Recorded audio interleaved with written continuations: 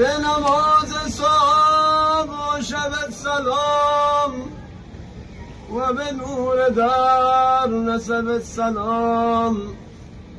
و به خال کنج لب سلام که نشسته با چه ملاحتی به جمال وارث کوثری و خدا محمد دیگری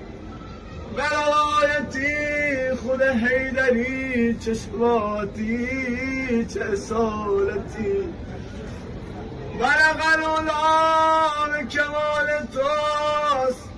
کشفت دو جا به جمال تو به تو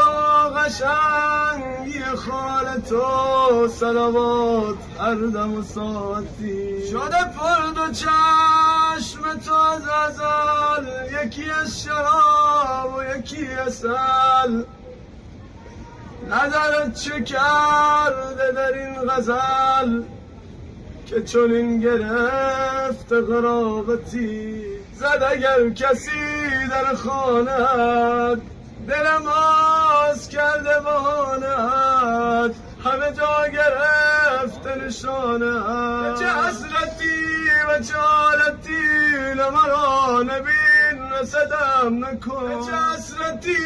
و چه حالتی مرا نبین رسدم نکن و نظر به حال بدم نکن تو که آستان سخاوتی